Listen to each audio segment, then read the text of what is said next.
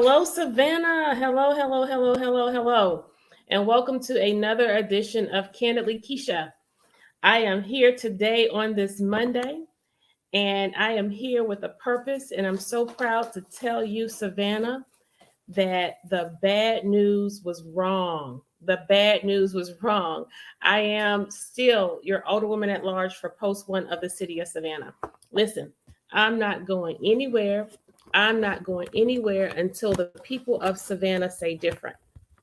In 2019, I was voted in as Alderwoman at large for Post 1 for the city of Savannah. And since that time, I have served you as I stated I would. I stated that I would be your advocate, I would be accessible to you, and that I would inspire you. I have advocated for some of our most important causes, one in particular, reduction of crime. To no avail, we still have not approached issues related to our police department. Right now, our police department is as unhealthy as it has ever been. And for those individuals who we require to protect and serve our community, we as leaders should be in position to protect and serve our police department. And so when you have individuals who are making outcry from all ranks within our department, from all positions within our department, they are not making anonymous outcry. They are making themselves known, and they are acknowledging exactly what's wrong. And so we have yet to address those issues. In addition, we have had factors in our police department to include deaths in the barracks to officer involved shootings. These are very, very important issues, but most important among them all is the rate of the rate of homicide among African American men and boys, and the enormous amount of gun violence we have rampant in our streets. We have a public health issue. And unless and until you have a leader who is willing to be courageous enough, brave enough to address the issues, but acknowledge that we have a problem. We cannot solve the problem until we address the problem and say it out loud. We can no longer go on putting the public at risk.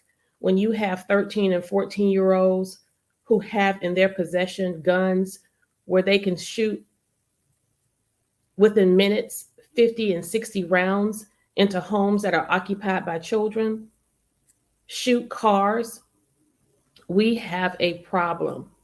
And so we want to make sure that we are doing all those things necessary to incorporate measures by way we are not losing police officers to the extent that that number is outgrowing the number that we are actually recruiting.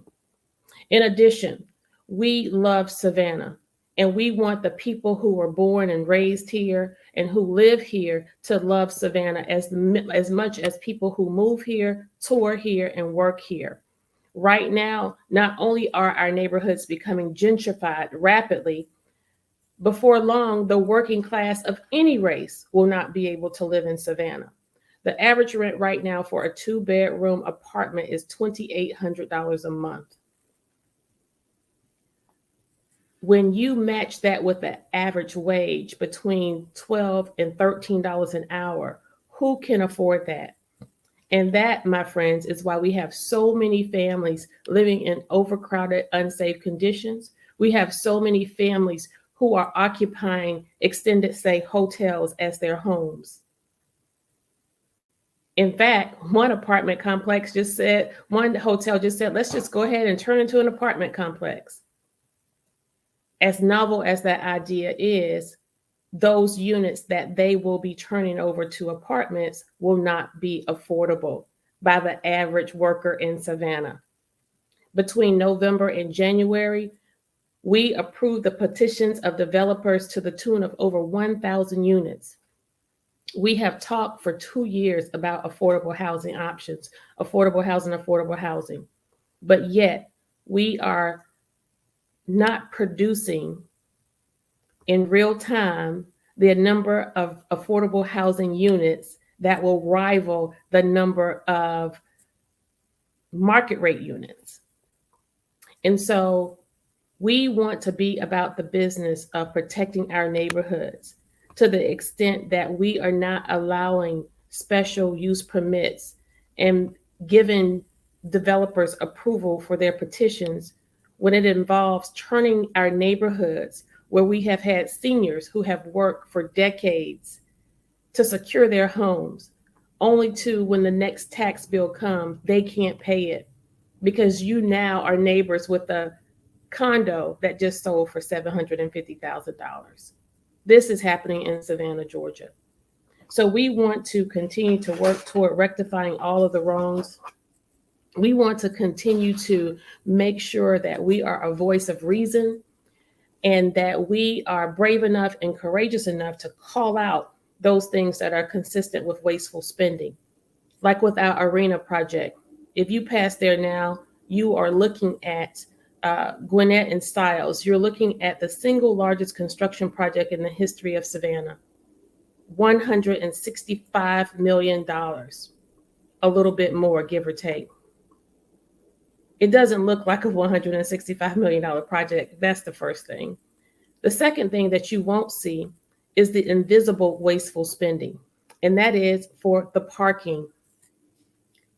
We are investing nearly $19 million in brick, in grass, and dirt. And this isn't something that we will own. Most egregious is that we are leasing. We have a 5-year contract to lease property at Chatham Steel, $550,000 there about a year. The lease started in 2020. We paid a whole year toward a $5 million contract, and we can't use it. You know why? Because it's deemed as unenvironmentally safe. So not only are we leasing the land, but we also have to develop it for the parking. We have to pave it. That's a couple million. But then we now have to mitigate it. Another $7 to $9 million or so. And so when you see that level of spending, recognizing that the pre-existing neighborhoods of Carver Village, Cloverdale, and Brickyard, they already had issues related to flooding. I would imagine that there are so many structural and environmental issues in that area. And we build this big arena called, does everybody know the name of the arena? It's the In-Market Arena. Yes. We made a pledge to the sustainability community to become a clean energy city in 10 to 12 years. But we named our single largest construction project after an oil company.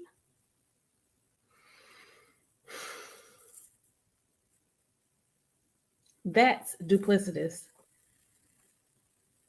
I don't know that that's inflammatory, but it's duplicitous. And that is when you say one thing, but you do another.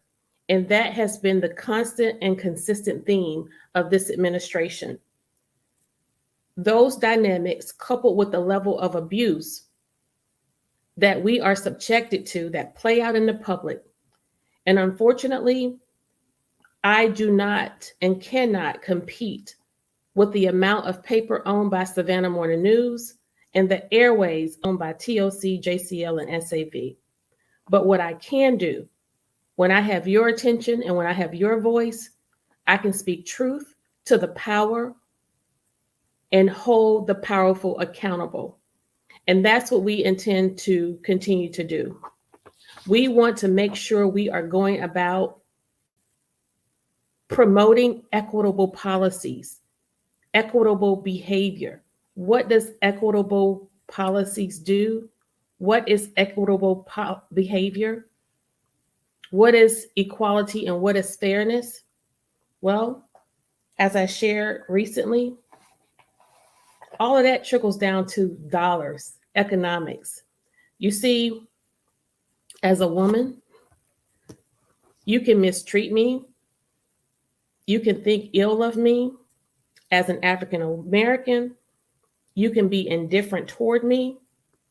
But what you cannot do is you cannot withhold any advantages or opportunities from me because I am African American or because I am Black, right? I'm sorry, because I am a woman and because I am Black. So when we look at these elements related to racism versus discrimination and prejudice, we recognize that we all, to some degree, have some level of prejudice about something where it comes to those things that we like versus what we don't like. Some people have an aversion toward tattoos, or people who have multiple piercings, or if you wear your hair a certain way. I can have a dislike toward those things or those people. You can as well. But that's called a prejudice. That is a prejudice. Is it right? No. Should we engage and should we do it? Should we work on it? No, we shouldn't do it. We shouldn't engage. And yes, we should work on those things where we attempt to judge a person because they're different from us or because they prefer something that we would not do or that we would not engage in. Discrimination is akin to those themes. But when we get to racism is when you use those prejudice to deny opportunity to a person. That's what you are not allowed to do. That's actually illegal, right? And so we want people to start focusing less on the semantics of the words and focus more on what actually is happening when those acts are committed.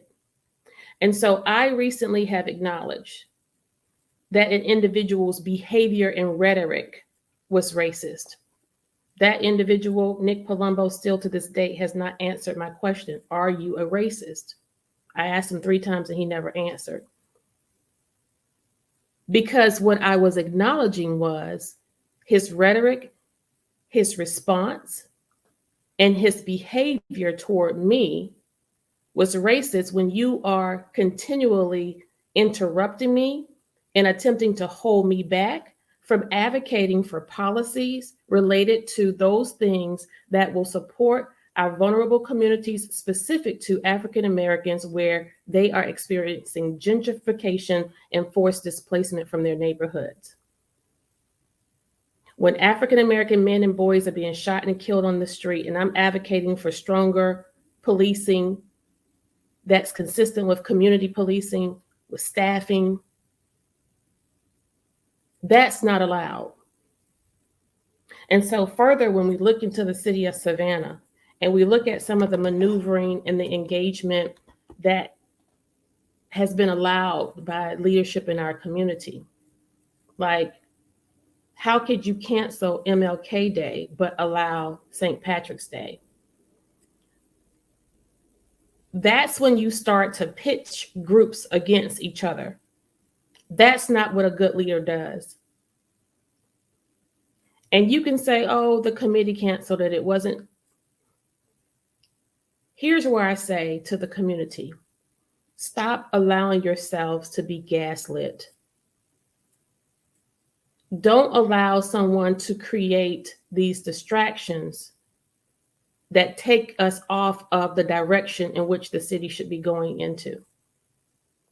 We further have elements that are consistent with these pieces where there is no fairness, there is no equity, and we start to see behaviors of racism creep in, is when you allow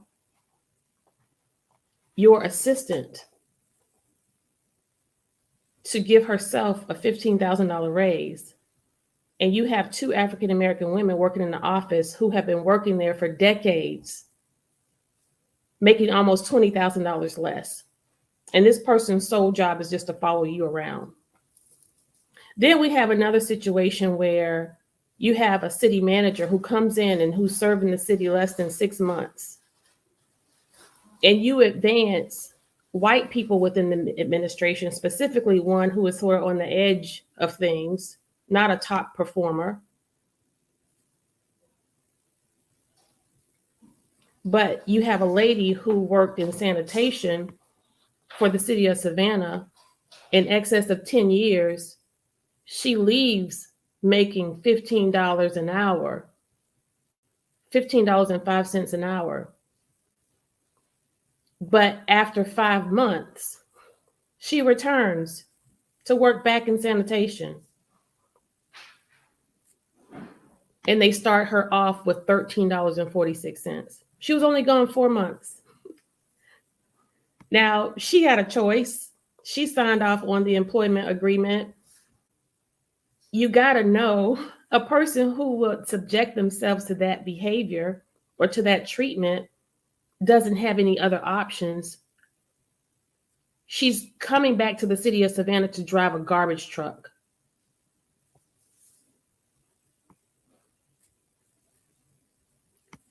It gets the attention of one city manager and they say, well, we can't go that far back and make this right. That's too much money. But it wasn't too much money for you to give a person on staff who was not a top performer, who has some shady shenanigans in their history within the city of Savannah, like allowing one assistant chief to maintain his same salary and another person who has more education, more income, more experience, and more responsibility within the organization. And that person has to nearly threaten to sue, who is an African-American male. His counterpart was white. And so these are the behaviors that are consistent within the city of Savannah that makes the entire administration, our government, racist. And so as leaders within the organization, we perpetuate the foolishness when all we can do is create a task force, as opposed to just tackling these issues head on, making an example of the inequity of these situations, and do the right thing. Do the right thing by the people. And so unless and until we can do that, we will continue to go down this dark road where we have no policies consistent with inclusionary zoning. We have no policies related to anti-gentrification measures. Further, we have to now start to make sure we are having individuals who are the giants in our community pay their fair share. There is no reason why we should not be engaging within this administration, as well as past administrations, with the Savannah College of Art and Design, who own over 170 properties in this city, and they don't pay taxes on one building.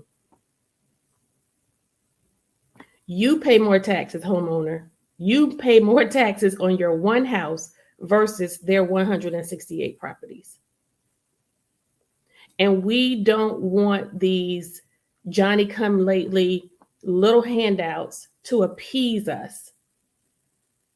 Your mayor allowed the Savannah College of Art and Design to come in and hijack a film production opportunity from the 5th District. Now they will have to piecemeal together whatever they can to salvage film development and opportunities for jobs for that community and for the Fairground project. You don't want someone who's simply going to go to dinner, fly around in the private jets, and shoot whatever around the golf course. What you need is someone who is going to help these individuals understand that no longer can they, as the winners, take all. They have to be about the business of paying their fair share. We then want to heal our city staff. We want to heal our city staff by helping our city manager recognize his rightful place in power within our local government. Savannah has a council manager form of government.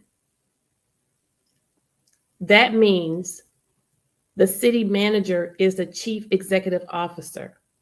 The mayor, along with the council members, have one vote. And so we need to make sure that we are getting out of the way of the city manager, taking politics off the table, giving him the tools he needs to do his job, the freedom and the flexibility, so that you don't see and you don't get what's playing out in our media, in our news, by way of the dysfunction. We right now are living in a sick administration, and that trickles down to our staff. So we want to come and restore harmony back within our community as well as in our city. And so going forward, we will continue to share information related to the things that we want to champion and that we want to see change in our city. In 2019, the electorate spoke loud and clear. They sent an indictment across this region where an entire council, nearly an entire council, was voted out and a new one came in. Only 2 members were left. And those 2 members were the most seasoned left. I submit to you that where they are concerned, Dr. Estella Shabazz and Mayor Van Johnson, it's a game for them. They both knew and know the power of 5. We, as the newbies, the neophytes, we were coming in from a spirit of altruism, seeking to do good, to do the right thing. I think we all were well intended where our platforms were concerned. Unfortunately, in short order, like most politicians, they come in and they are incapable of resisting the madness of the media that will help stroke their egos when they give them FaceTime. They were unable to resist the payouts under the table and over the table. Get a car account at your local Mercedes or BMW dealer, and you can scoot around on a little lease agreement that somebody else is paying for. Take a ride in the jets, go to the fancy dinners, get an invitation to the Christmas parties and the birthday parties. If you are a person of little substance, you will find it very difficult to resist those things. Fortunately, the tagline I had when I ran for office, "Not for sale," it meant a lot to me. And I am pleased to say that your Alderwoman Kesha Gibson Carter has not sold out. And I never will. You see, because for 25 years, I have given this city the best of what I have to offer by way of caring for our community. From victims of rape and sexual violence and domestic violence, to youth who were members of gangs, senior citizens in our community who were nutrition insecure, and to homeless families with children. Caring for those individuals in the most dire time in their lives, where they were at their ultimate low, I took that with me when I went to City Hall. It's still with me now. And so it's very difficult to come to this platform, to come to this table where I'm supposed to be able to effectuate change proactively.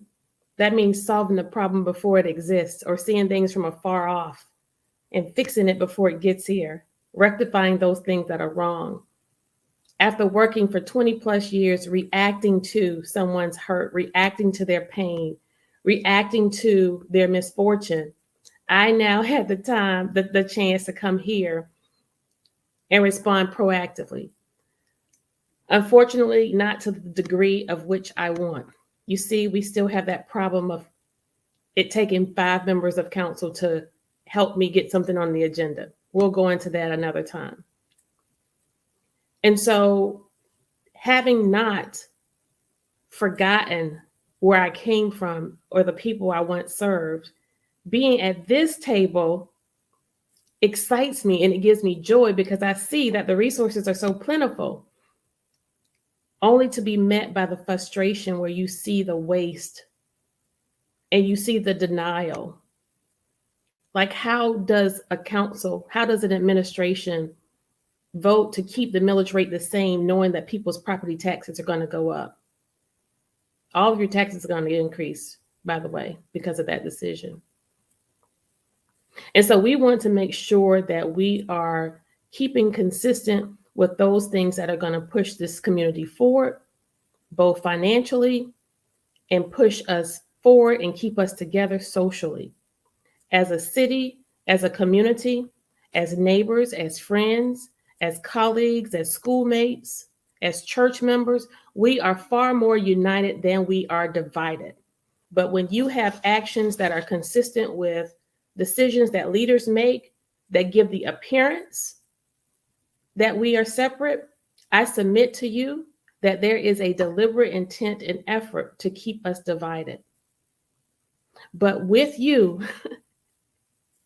we will stay together because what we want you to do is to continue to engage, and we want you to continue to hold your electorate accountable. One of the other things I said I was going to do is to inspire. We were going to inspire you, advocate for you. I've done that. Our little league teams, for the first time in the history of Savannah, our little league teams and recreational sports groups are getting tangible dollars thanks to our city manager, Jay Melder, in an effort to backdoor our way into averting gang and gun violence on our streets. We are hoping to strengthen the reach of these coaches who have devoted their time free of charge to these teams year after year after year. We have devoted over $1 million to help them with equipment and supplies and all other activities and events that they will engage in.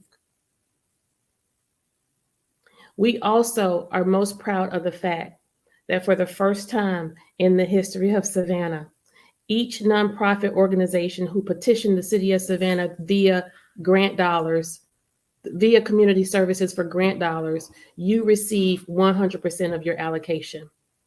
That's never happened before. We're proud of that, and we want more of that.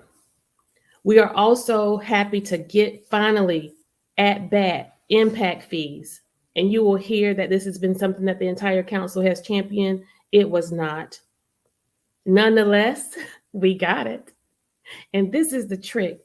Now that I have announced that I'm going to run for mayor, it's going to be like the second hour of the Oprah show.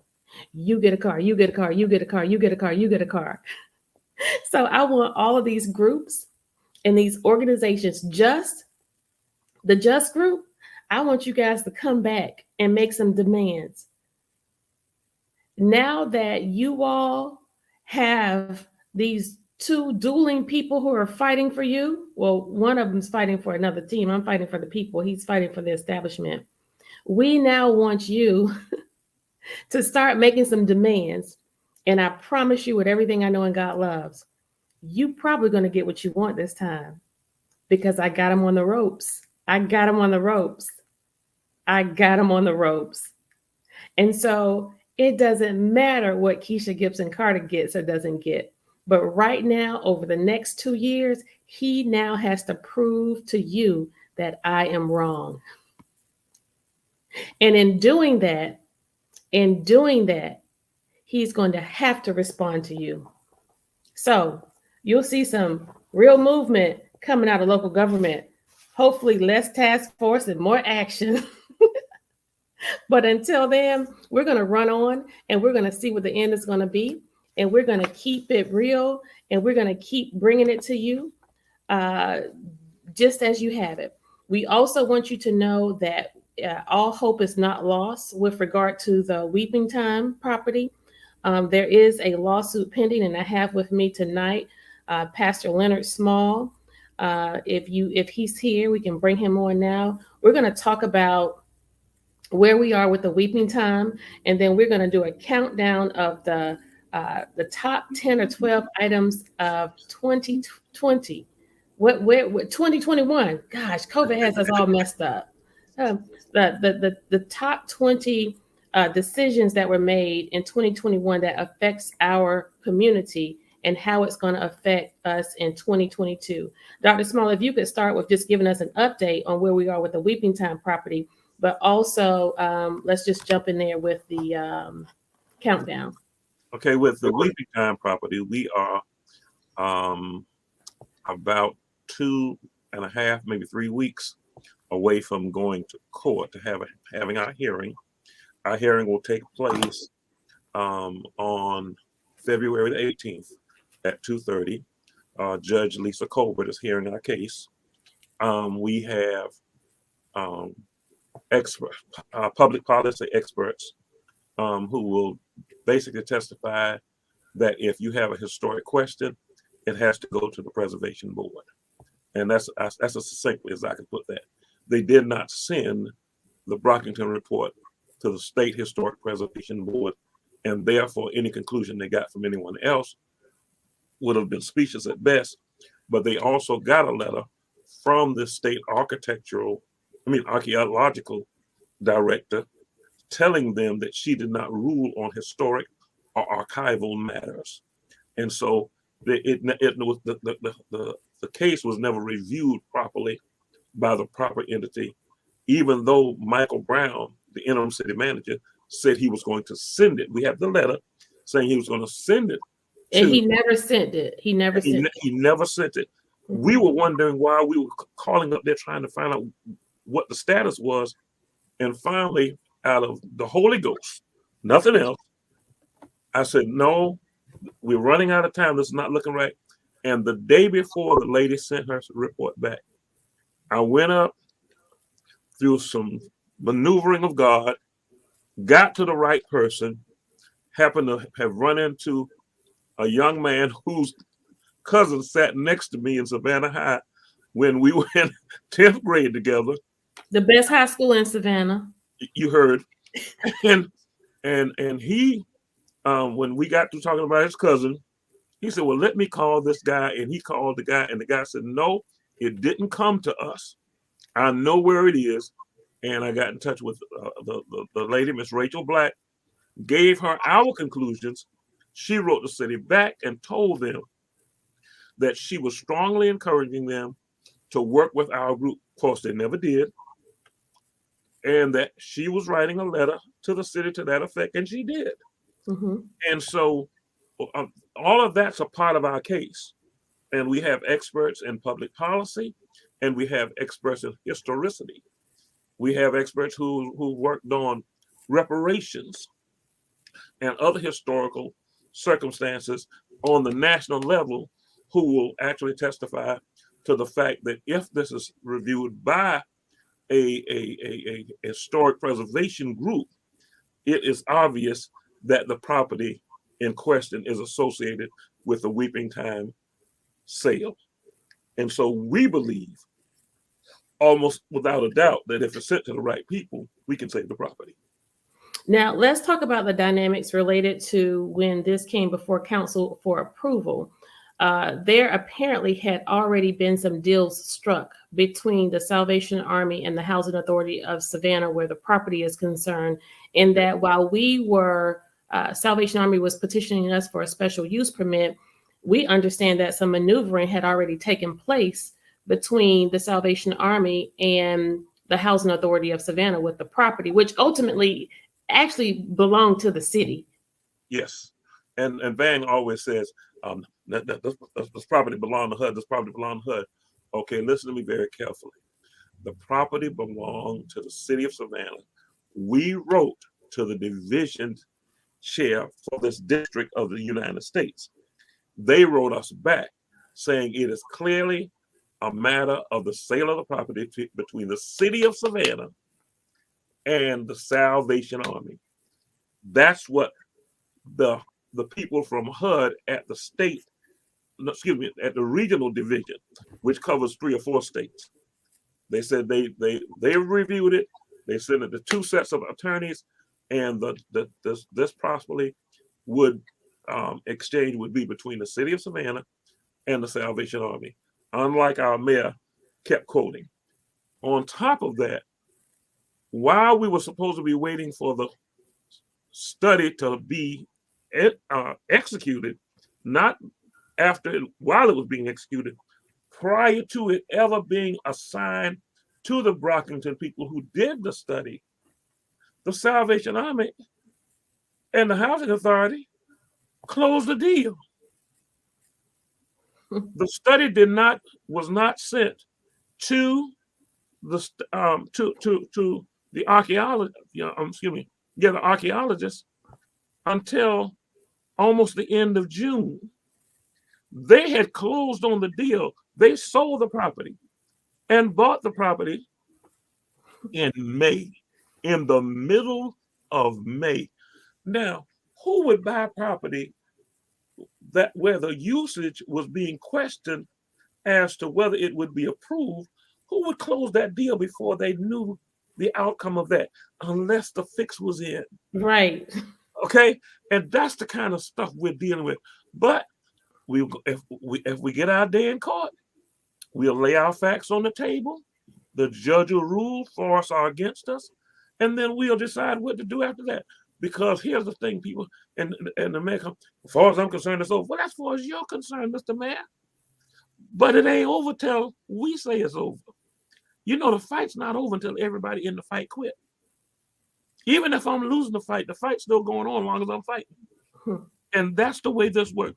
I came up under L. Scott Stell, W. Law, Rima Pendergrass. Okay, I came up under Addie Byers. I came up under Margaret Bannister. I came up under those ladies who fought until they died. I came up under those men who and with guys. I came up under a man who got blown up with a bomb in his office. You think I'm a weak person? You think I'm gonna quit when I saw them bring my friend out, blowed up and bloodied? No. Even if it's only for the remembrance of Robbie Robinson, I cannot turn back. I cannot stop. And then I almost died 2 years ago. I'm living past my time. So what am I going to do? I'm going to be so grateful. I'm going to work until the sun goes down. I'm going to fight until the battle is won. I'm going to keep my hand on the blood-stained plow until God calls me home. I have nothing else to do with the life God gave me but stand up for righteousness. And that's what we're going to do as far as all these, and the way they're treating these sisters. And I understand they're grown women, but for me, they're sisters. And if anybody abused my sister when I was a little boy, I didn't have sisters, I only had brothers. But if someone would have abused my sister or one of my best friend's sisters, I would have gone to school and beat up the classroom. No. We need to, and I know they don't feel like they need to be protected because they're full grown and they can fight. And if you saw Keisha the other night, y'all know she ain't nobody to play with. But I'm telling you all, I just can't, it made me so angry. And then they snatched fairness from us. They snatched justice from us. They are playing games, using statements that they don't even know the meaning of. They keep Keisha from making a point. Palumbo kept saying, personal privilege, point of order, perfect. A point of order is simply this. I need to educate our people. A point of order is when someone does something that's outside of the rules of Robert's rules. And you cannot raise a point of order when someone has the floor unless there is a pause in their argument. You can't raise it while they're talking. That's what it means for a person to have the floor. So they're breaking all the rules and in the process abusing the seats that we've elected them to. But they don't have to worry about that. Like Keisha said, we're going to have a changing of the guard. And yes, they're going to do fairer. They're going to be better. Van's going to be better than the black community. You know why? Because now, 2 years out, he has competition that he can't beat. Keisha's been surprised, and she told me this. I'm gonna tell you business. Her and her husband told me, man, the outpouring of support all of a sudden. And I've been telling them for years, what you see at WTOC and among the bougies is not the way Savannah is. You got to remember, when nobody thought that Alicia, because she was brash, because she was loud and bold, Alicia, no, she can't win. She ain't gonna win. So even people in my family, Pastor Leonard, you know, we love you, but that lady cussing, she ain't gonna be able to win. So, and I said, no, y'all don't know what the people are thinking. That's what's wrong with y'all.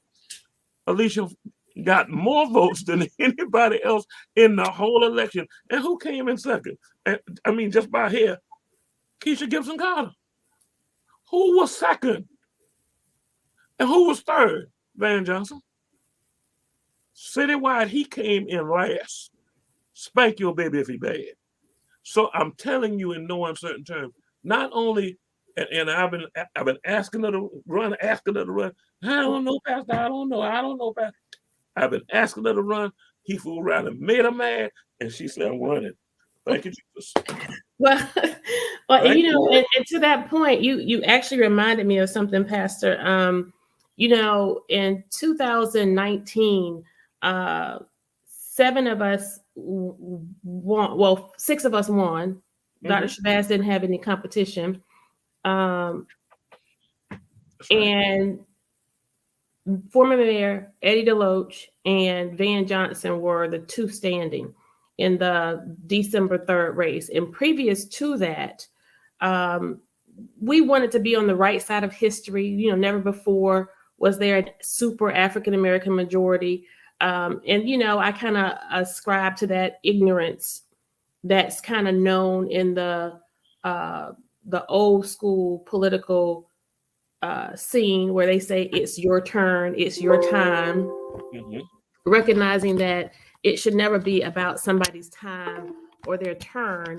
It should only be who's ready and who's going to do the right thing, who has the.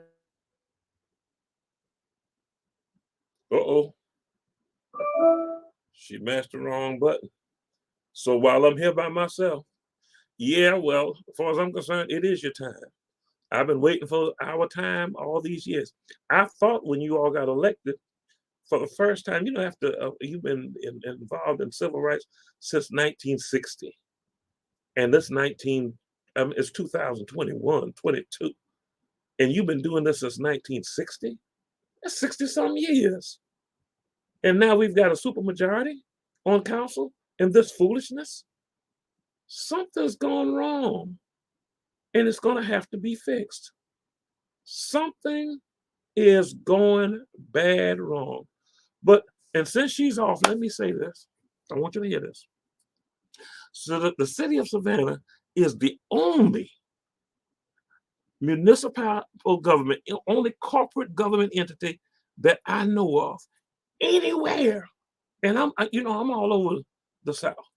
I'm all over the southeastern Georgia, the southern part of South Carolina, and the northern part of Florida. I'm in all these communities. This is the only place where people sitting on council can't put anything on the agenda.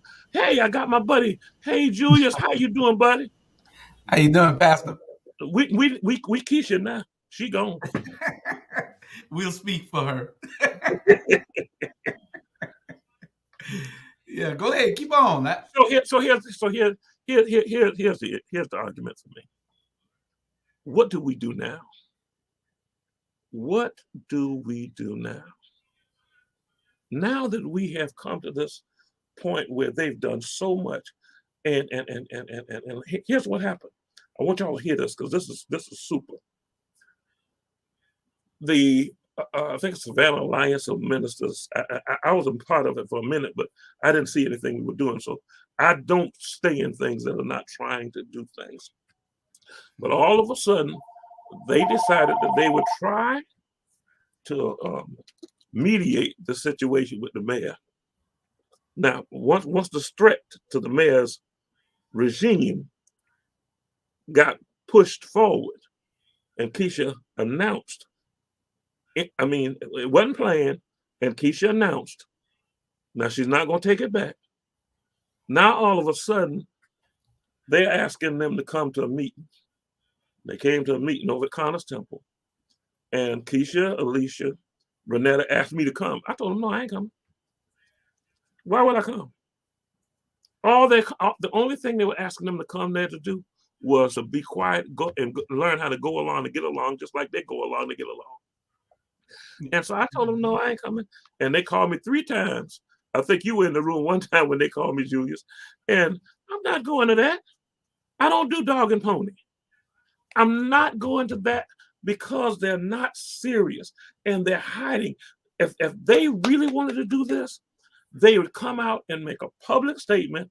Let's bring them together and bring the mayor in the room and sit down and come to some reasonable compromises. Like the fact that at first it was 4 of them, including Estella Shabazz, who wanted to get things on the agenda. They did not, for over 2 years, they have not let them put one thing on the agenda. For over 2 years.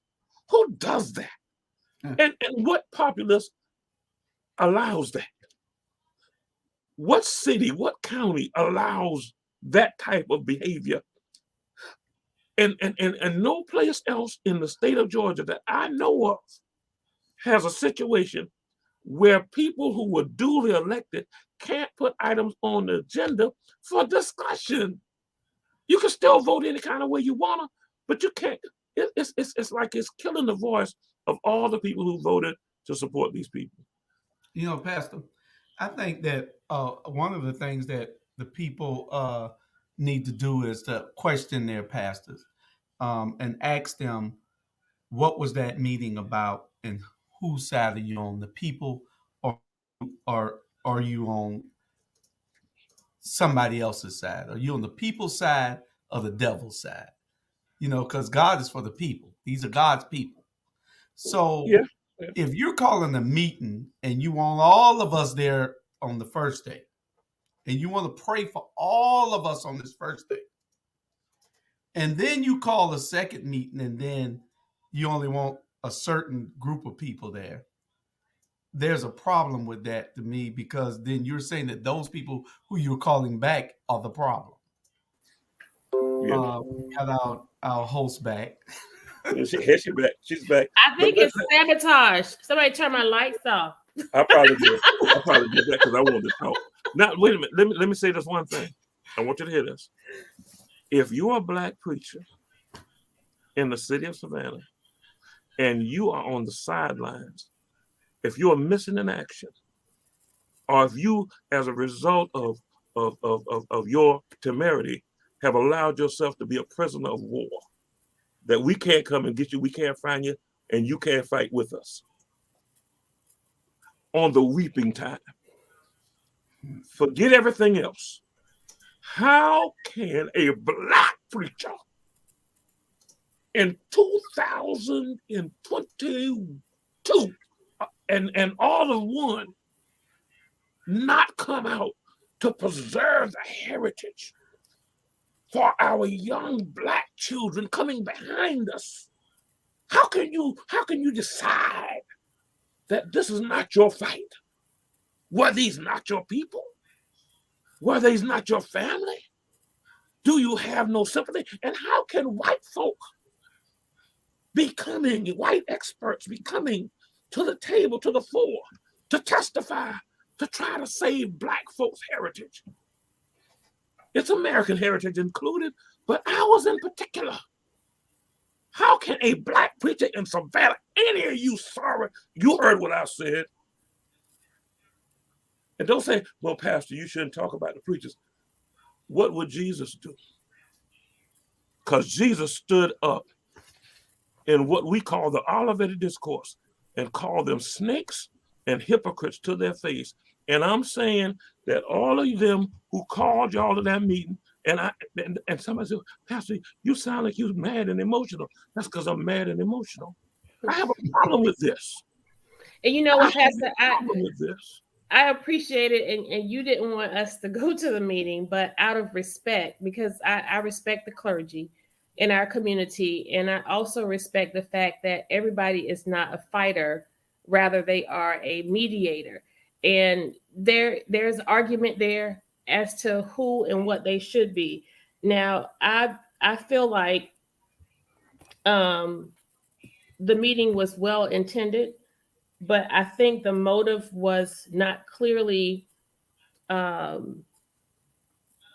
don't know that they were honest about the motive. You being political. No, and I sincerely respect them all. I sincerely respect them all. I really do. I just think that the timing and the people who they connected with first, minus the leader. You know, Pastor, I said to one of the pastors in the room,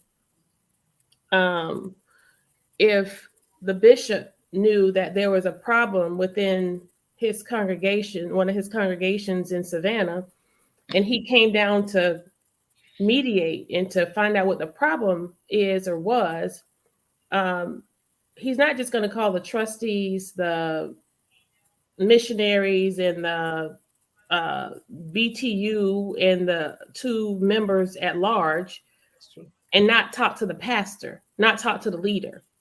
Right. And so I asked the question, are you singling us out because we are perceived troublemakers or noisemakers? And one of the pastors was honest and said yes.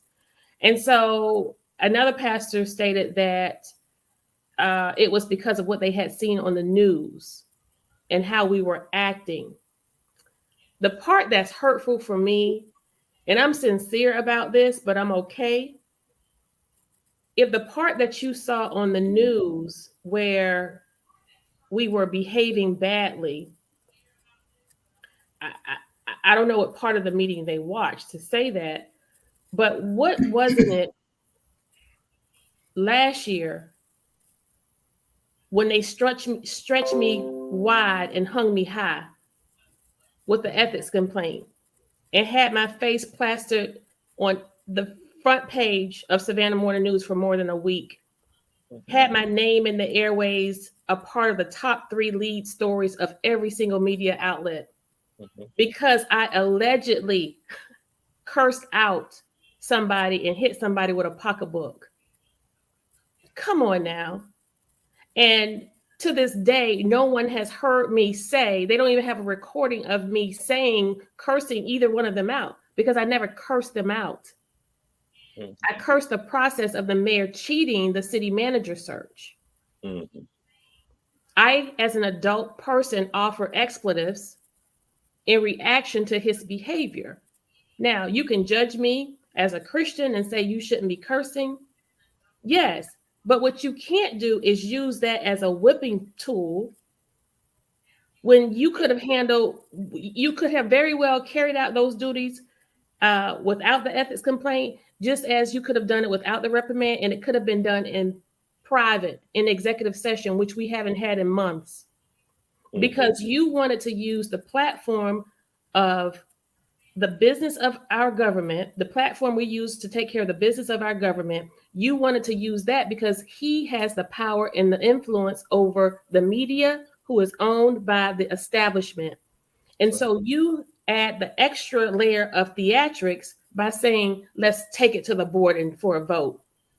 Now, we had 22 items on that agenda. Yeah. That reprimand was the last item to remove me as chair of council, guys, which means absolutely nothing. Yeah. The only thing the chair of council does is receive the lawsuits against the city. So you've taken me off of the list. And the reason why we don't function in the roles of vice chair and chair, because the mayor exhibits tyrannical behavior and he won't allow us to do committee work. He won't allow us to come together and work out issues related to our government so that we can work on legislation and work on policies. You would rather convey individuals for a task force who you are actually using as your quasi-election team people, and you are basically manipulating them, and you're using people. And so you don't use the people who the citizens of Savannah elected. And so, again, I appreciate the effort, I appreciate the intent, but unless and until we can do a few things, and that is revert back to our regular way of business. You mentioned nowhere in the United States does it take an alderperson 5 votes. It doesn't happen anywhere in the United States, Pastor. That's right. I've traveled to the National League of Cities and surveyed hundreds of people. That's crazy. It doesn't happen. And what does that mean to the everyday layperson? That means if there is an issue for your organization, for your group, for your church, for your community, as easy as they got together and conjured up a consensus for 5 votes to remove me as chair of council, they could have easily gotten together to say, I want to revitalize the Skidaway Road corridor. They could have easily gotten together and said, you know what, Parkside, we are with you. We hear you. We don't support this Wicklow project. I want 4 other members to join me, Alderman Palumbo. You could have gotten 4 more members to vote that petition down for that neighborhood. Mm-hmm. One person could have taken the weeping time to council and said, you know what? We need to preserve this property. Here's the proof. Here's the evidence. And besides, at the end of the day, over 400 people were sold into slavery. Just 5 votes. You can't get 5 votes to preserve African-American heritage, and you have 7 Black people on the council. There you go. You know, and so when you see how we have manipulated the use of our public goods, like our police officers, we're down over 100 police officers in the city of Savannah. And that doesn't include the ones who are suspended and on sick leave. Over 100. And we have a sworn police officer that's assigned to the mayor to go get his lunch and his breakfast and his dinner and drive him around and open his doors. No other mayor has needed that or has had it in Savannah. Let me tell you how petty they are. Let me do this. Let me do this for you. Forget the stuff you've been seeing. Let me tell you how petty it is at City Hall. They've been in office now for 2 years. 2 years ago, they started putting together offices for the alderpersons in City Hall. They remodeled, and it's ugly. They remodeled the mayor's office. I'm serious. It's not what you would put in that building. I brought historic buildings in Savannah back to period, like the Juliet Garden Low House. When I was doing construction, I was good at that. Now, but they were supposed to be making offices 2 years ago for the alderpersons. But because he would not have these particular alderpersons comfortable with officers in City Hall and give all of them a collective secretary or somebody to help manage their processes while they're on these chump change $25,000 salaries a year, to keep them from being comfortable and feeling good about what they're doing, they have been working on those offices for over 2 years. They ain't got in there yet. I could have built a space. No, they reassigned them. So they reassigned them and they put staff in the offices. Okay, well, I could have. So that was a punishment for me advocating to end the contract for Savannah Morning News, where we were paying all this money to rent one floor. I can't remember. It was akin to something like what we have for the parking pad at the arena. Julius, do you remember how much it was a month? I think I don't know. I can't remember. It's like $50,000 a month, something ridiculous. And that's why the newspaper could not write anything but what Van and those wanted, because the city was their largest renter. I think Right. it was $700,000 a year. Isn't It was a crazy amount of money. Yeah, it? it's I can't believe I forgot that because $57,000 a month. I advocated really, really hard to end that contract because the offices that were out there on Chatham Parkway were most of the offices that were needed in the core of the city. Yeah, You know, out Chatham Parkway is almost out of Savannah. it And so is. you have community services department, you had the IT department, you had the HR department, all out on Chatham Parkway. It in this big executive suite in Savannah Morning News, and we basically were just helping them save the paper, you know. Yeah. And so and here we Friends are. helping friends. Yes, but what I want to say is I'm hopeful. I was grateful for the time that we had with the pastors. I'm encouraged. I just hope that the motivation of me announcing that I'm going to run for mayor doesn't stop there, because I'm not going to stop. As I said to them, this is a person who possessed the propensity to wreak this kind of havoc on this community. He has been so laser focused on COVID that he hasn't seen sight to address or touch anything else remotely close to being community oriented. I submit to you that we have had more African American boys under the age of 18 die from gun violence than COVID, but we don't see any emergency or resolutions for that, right? Mhm. So where is your concern? Where is your concern? Stop being one dimensional. And that's what we want our pastors to say. And then one of the appeals that I made to them in terms of what they can do to help us, in addition to doing away with that 5-vote foolishness, 5 members of council for consensus, contact the media and make a demand to them and tell the members of your congregations to boycott the paper and boycott the 6 o'clock, the 5:30, the 4 o'clock, and the 11 o'clock news until they can report more accurately. Because when you watch the city council meeting, one of the pastors said to me, Kesha, I watched the news and I was so upset and so disturbed. I went back and I actually watched the meeting. And what the media reported and what actually happened, it didn't match. No. And another pastor acknowledged that he had a communications and broadcast journalism background, and he understood the intent when the media sensationalizes things, because confusion and distraction sells. But we have to be more responsible and hit them in the pocketbook.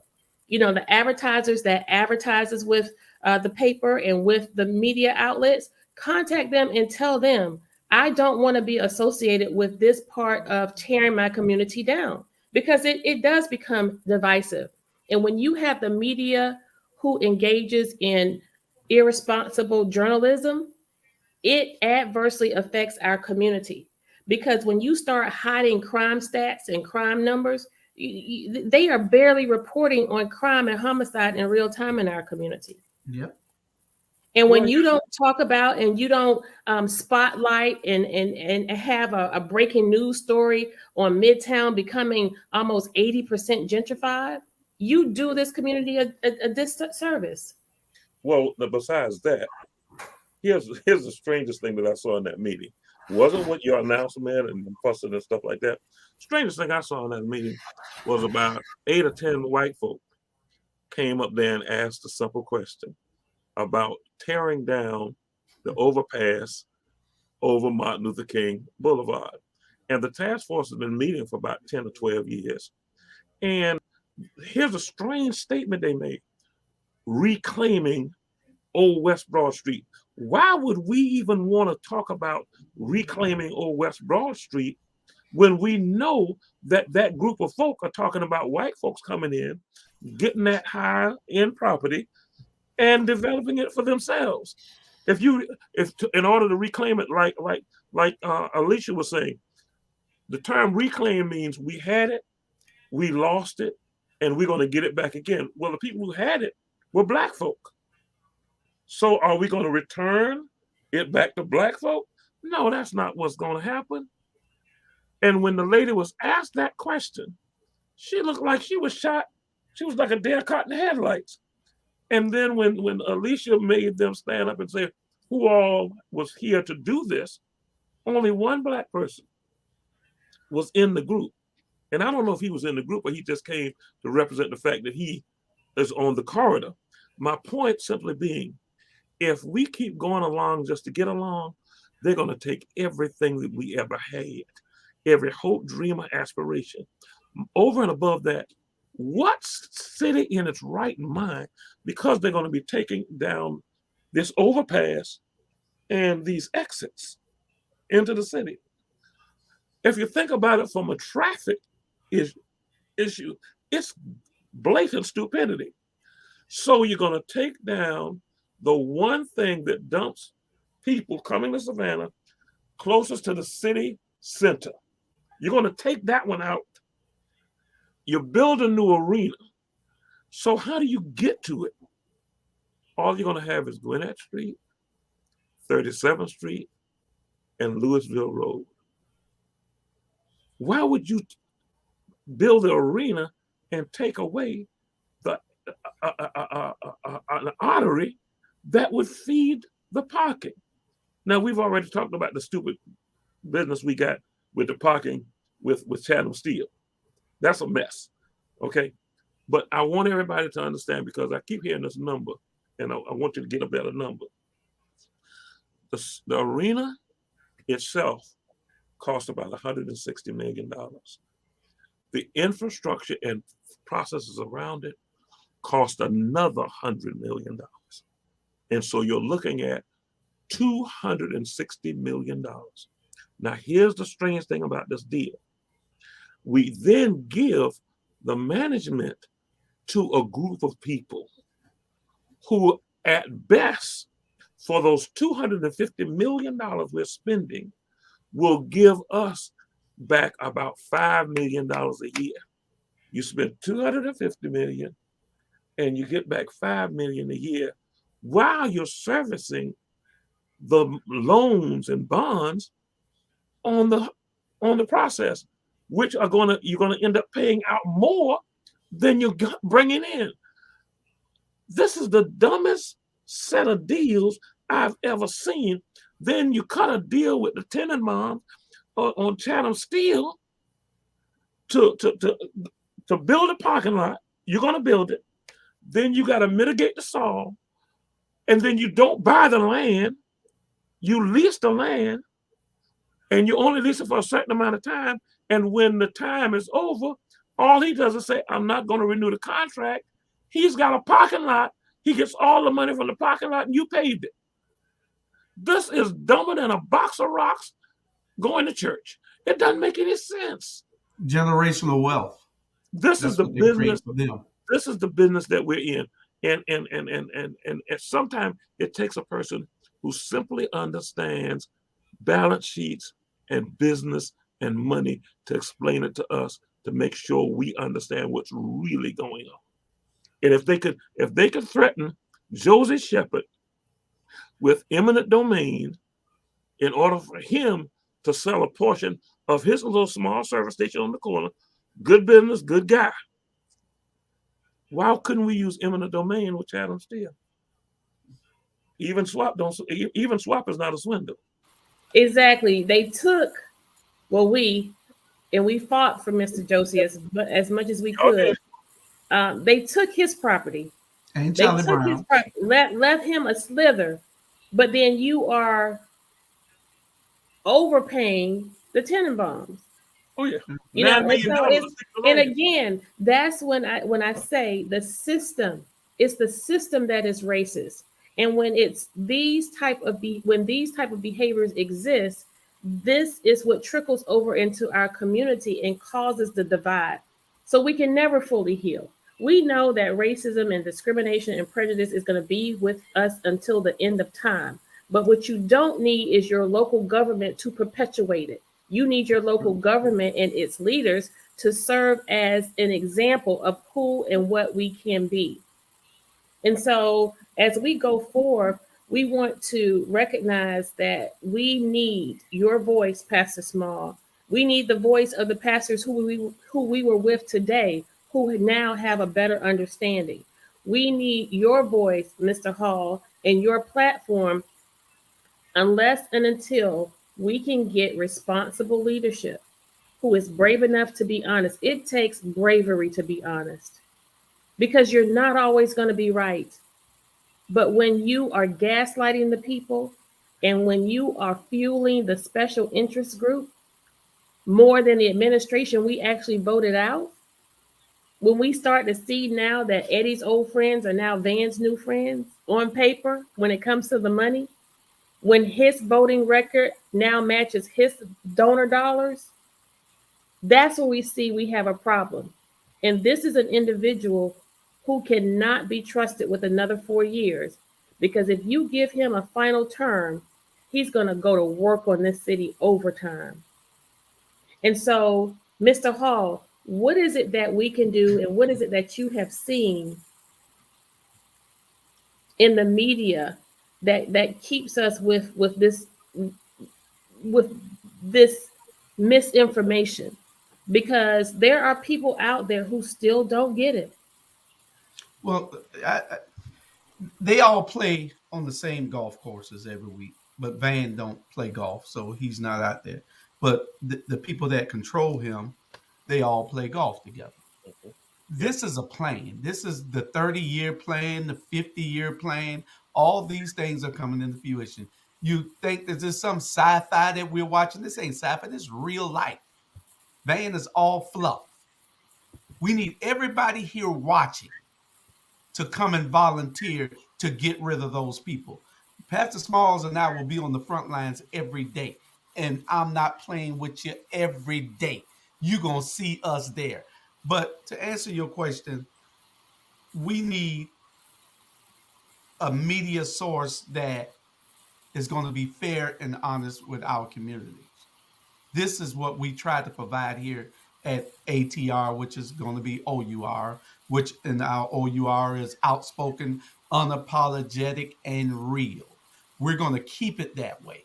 And we need everybody that's watching here, all 50-something of you who are live now and all couple of hundred that have been tuning in and out. We need you to tell somebody about this platform so that we can uplift our people. It takes all of us. We speak for we. Mm-hmm. And if we don't do that, then we're destined to fail. Because in the long run, they're just going to eat us up because we keep putting those people in there who we trust, and they keep betraying us. But the vetting has to be a little bit better now. If you're not going to talk like we're talking, we don't trust you no more because it has to be a change. It has to be a change, and the change starts now. These people think that we're playing with them, but we're going to show you in a short few months, we ain't playing with you. They thought I was playing with them in Port Wentworth. We ain't playing with you. They thought we was playing with them last term when we got y'all in there. We ain't playing with you no more. It's a new type of politics going on. Y'all will see real soon.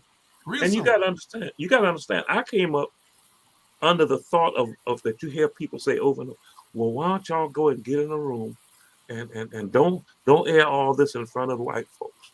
That's how I was trained coming up. And you know what? 60 years later, we still having these struggles. So I'm not going to keep running the same play if it don't work. It doesn't make any sense. And I'm not going to let them covertly keep us silent while we are beheaded. It doesn't make sense.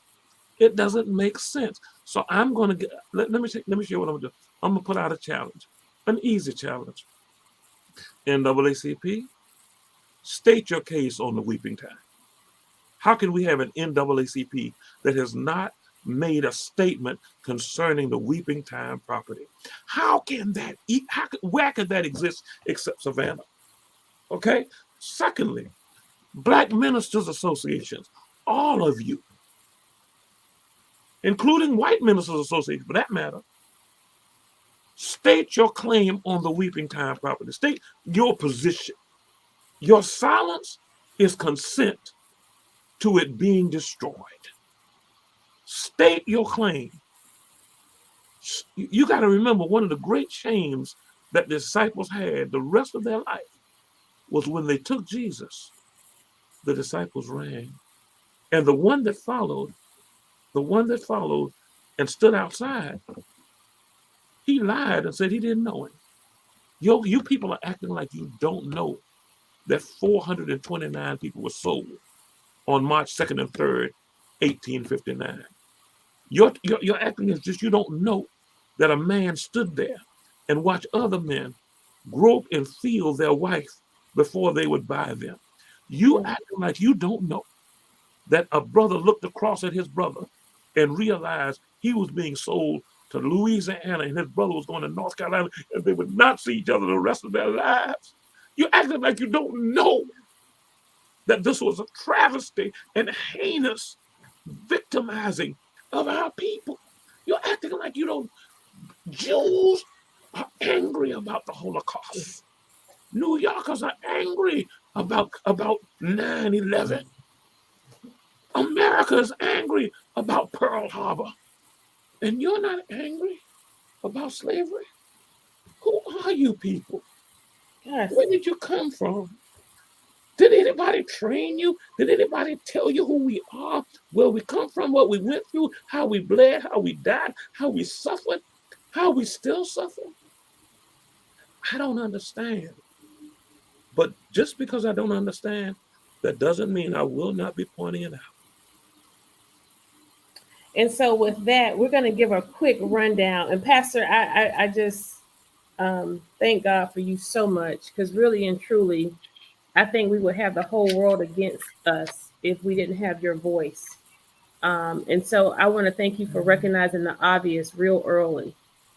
And you are doing this amidst a fight for your life, maintaining your health. And we want to say a special thank you to First Lady Smalls for all that she does to allow you whenever you're being obedient. And I want to apologize for you not being able to speak. Mayor Johnson disallowed your American right to speak on a governmental platform during the city council meeting. We apologize for that, sir. So you don't have to apologize. That was Mayor Johnson who would not let me speak on an item on the agenda at city council, which is flat out against the rules. Right.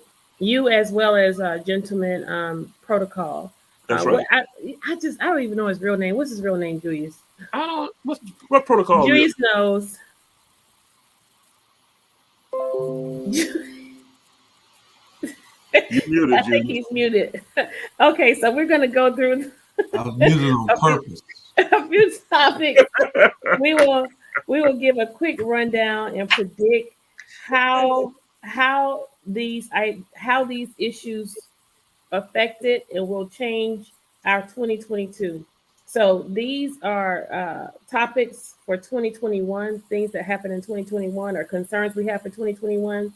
And we want to, it's real quick with each one, either of you can chime in. We want to know how will it change or affect us in 2022. Let's start with the arena.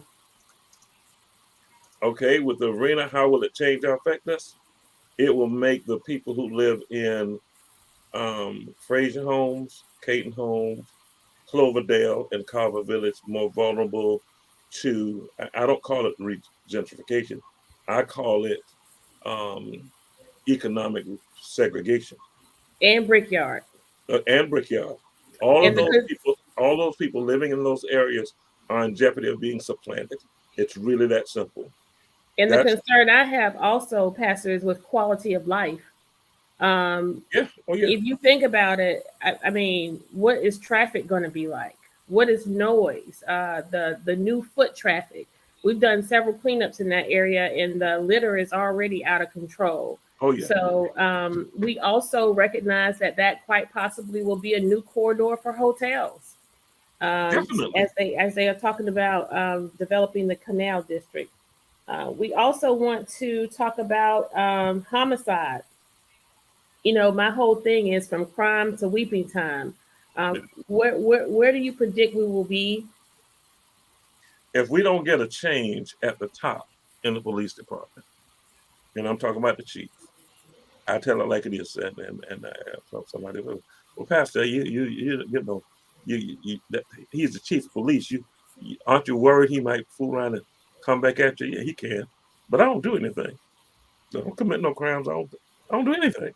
that the police need to be bothered about. But if they do, I wouldn't be the first civil rights leader to be victimized by unjust police. Having said that, I remember us ramping up how many people we were hiring into the police department. And as soon as we ramped them up and got them in, they got in, saw what was going on, realized that this place is not being run well. And many of them, even some who came to me for counseling, decided, I want to be a police officer, but I can't do it. They saw the young man who reported the mine concerning Harvey's death in the police headquarters. They saw him fired unjustly. And many of them said, we walk in on eggshells, knowing that at any point in time, it could be us. And most people don't know how many of our people have been dismissed from the police department because they threatened them and they resigned. Mm-hmm. And so we've got a mess. And if you and people can, well, police can't reduce crime. Well, what they for? Mm-hmm. What are they for then? The police department, a good police department will reduce crime. Good police officers do help with bad behavior. We can do this, but we have to have the resolve and we have to have the leadership. And here's the thing: William Harvey died, and this is people who don't care. He died of super suspicious causes. Now they said he killed himself. Me nor his family believe that to this day. But here's the strange part. Neither the mayor nor the chief of police spoke to that family for more than a month. And when I said, well, in an interview, when I said with his mother standing next to me, I said, they haven't spoken to this family for more than a month. She said for 34 days, she was counting. She was counting. These people are callous and heartless, and they literally don't care. They think that people are beneath them and therefore do not deserve the regard that they would give to people that they think that they believe have status. So I think we are in absolute trouble. There is not one solution being given from the police department to reduce crime. I was at a couple of meetings that they had, but those meetings led to nothing. But Pastor, I think this is one of the problems that we have in this community, in some other communities, but in this community in particular. When you don't have a group of people standing up in unity to address these issues, they will disregard whatever those like us are saying, because they know that we don't have the people with us to really bring the complaint that will make them listen to it. Mm-hmm. So that's what they bank on.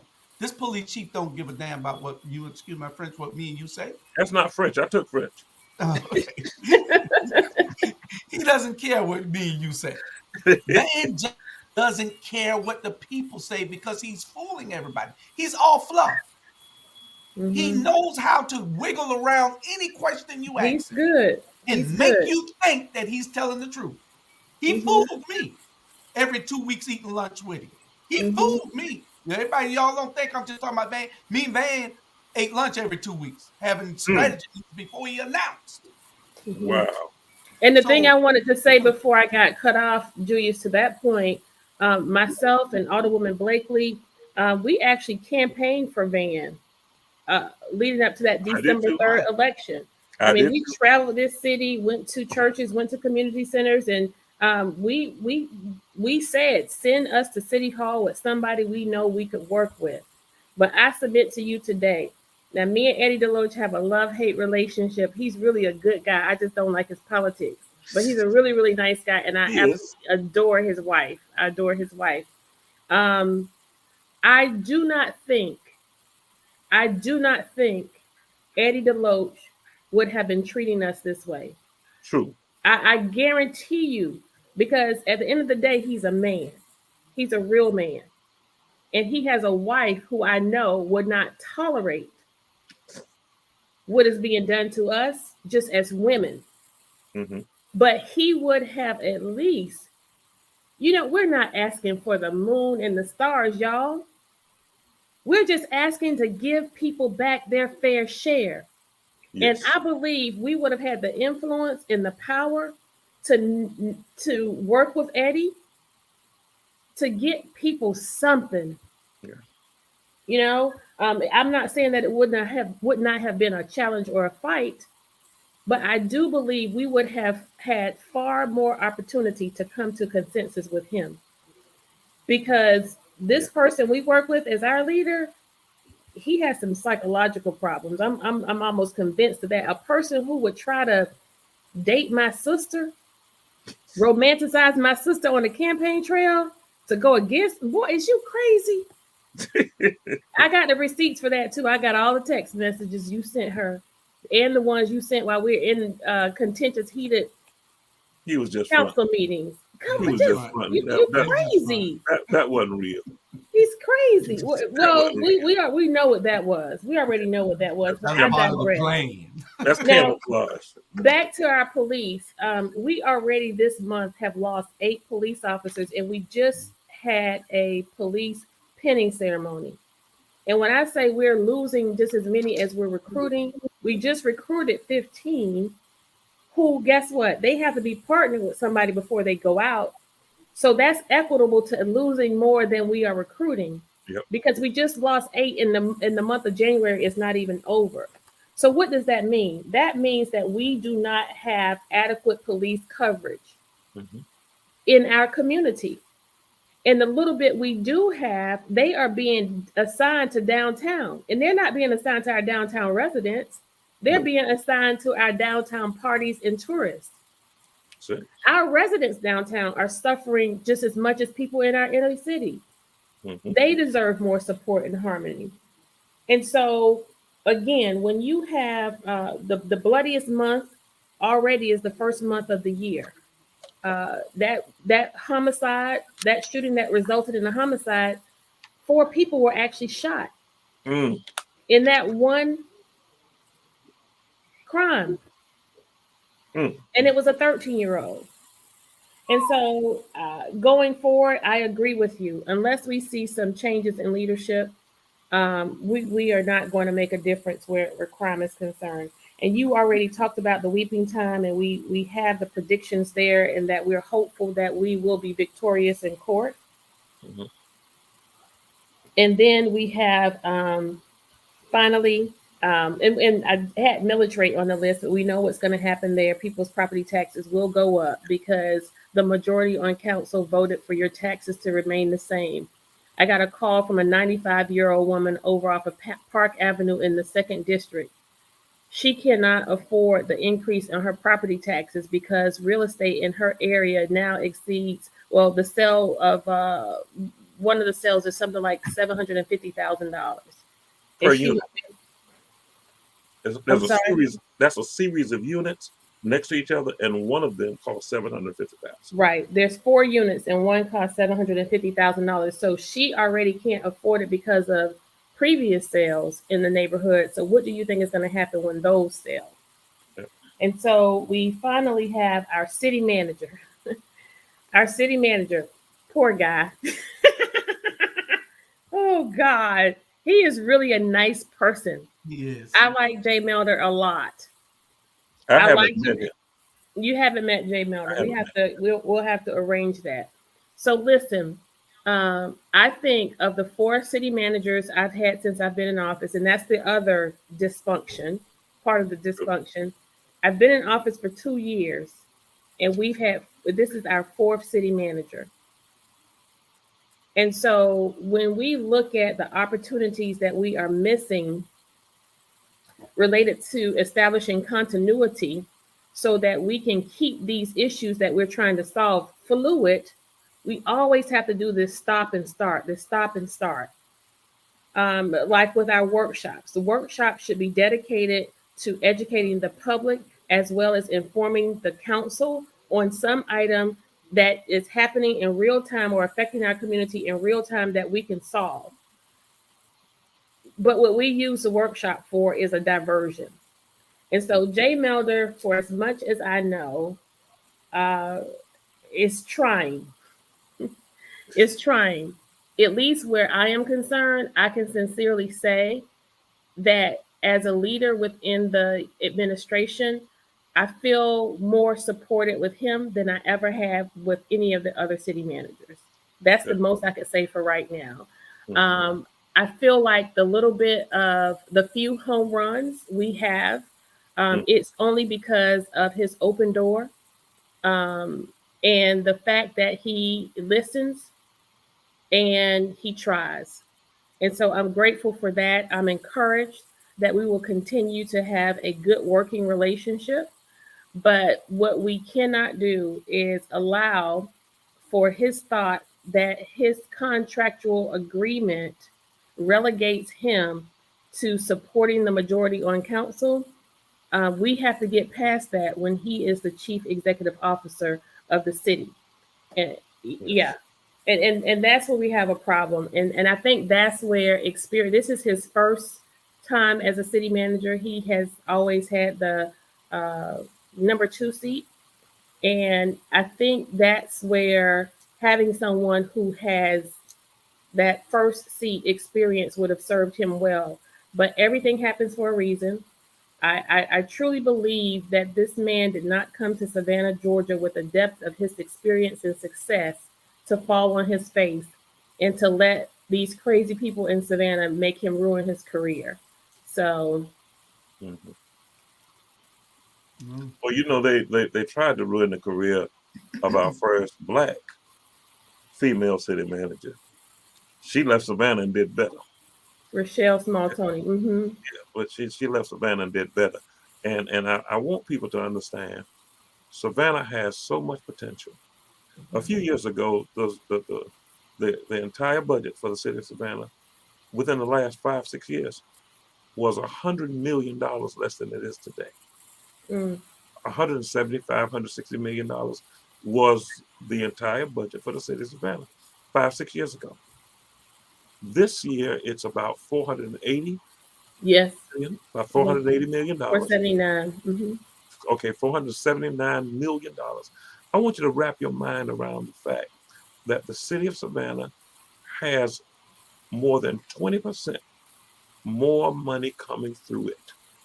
There's enough money so that those people that were thrown under the bridge, bus and train out of Clearview should have had a place to land.